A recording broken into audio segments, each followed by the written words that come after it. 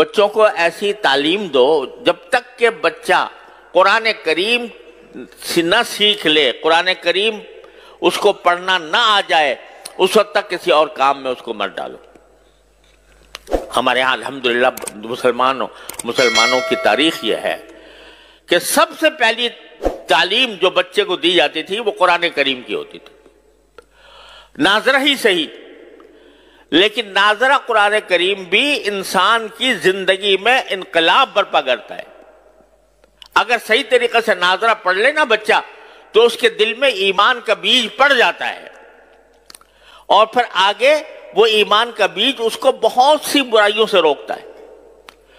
تو جب تک اس بات کا یقین نہ ہو جائے کہ میرا بچہ قرآن کریم پڑھنے کے قابل ہے، اس وقت تک اس کو آگے نہ بھیجو۔ اب ہمارے یہاں وزیر تک بن گئے ہیں لوگ، اور جب ان سے کہا گیا قل ہو اللہ پڑھ لو تو قل ہو اللہ پڑھنے نہیں آ رہا۔ تو وہ در حقیقت یہ اس لیے کہ ہم نے ہمارے ذہن سے دین کی تعلیم و تربیت کی اہمیت ہی ختم ہو گئی۔ ہمارے دل میں اس کی اہمیت ہی نہیں ہے کہ ہمارا بچہ جو ہے وہ دین کی معلومات، دین کا علم حاصل کرے۔ نہ صحیح، ٹھیک ہے، ہم نے یہ نہیں کہتے کہ آپ ہر ایک کو عالم دین بناؤ، ہر ایک کا عالم دین بننا بھی فرض نہیں ہے کہ آپ پورا درس نظامی پڑھاؤ 8 سال تک، لیکن اگر کم از کم جو انسان کے ذمہ فرض عین ہے اس کا علم تو بچے کو ہر حال میں ہونا چاہیے، اور اس کے لیے کسی ایسی درسگاہ، الحمدللہ اب ایسی درسگاہیں موجود ہیں جس میں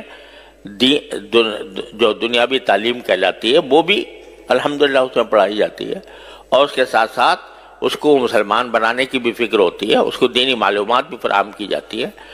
ایسی درسگاہوں کے اندر اس کو بھیجو۔ جب تم خود ایسے درسگاہوں میں بھیج دو گے جہاں پر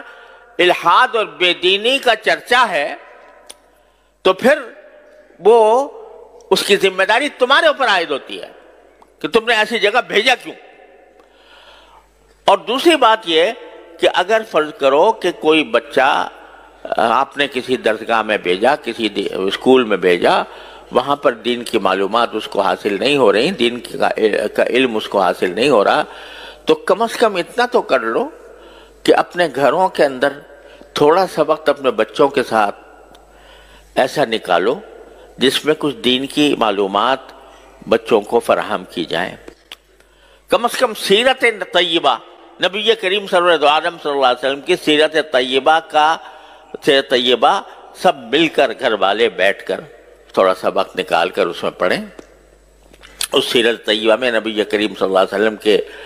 حالات زندگی بھی ہیں، اس میں نبی کریم صلی اللہ علیہ وسلم کے اخلاق بھی ہیں، آپ کی معاشرت بھی ہے، آپ کے سکھائے ہوئے آداب بھی ہیں، وہ سارے کے سارے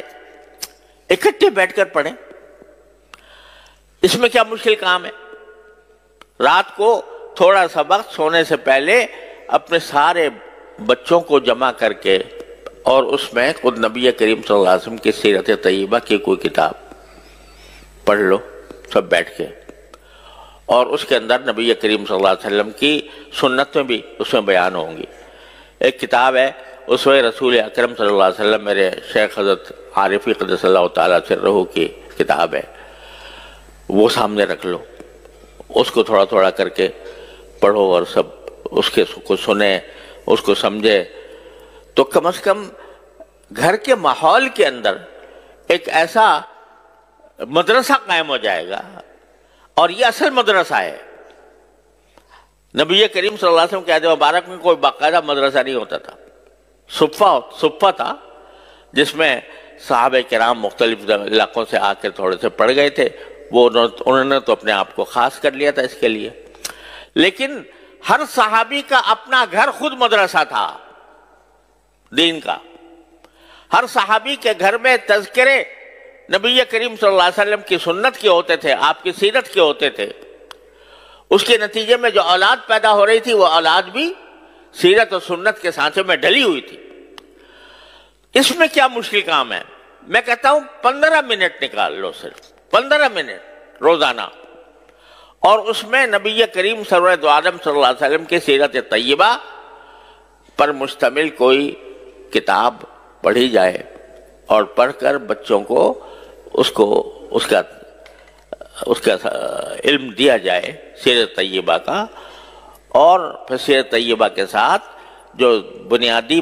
ضروریات ہیں دین کی، وضو کے احکام، نماز کے احکام وغیرہ وغیرہ، اور اخلاق، آداب،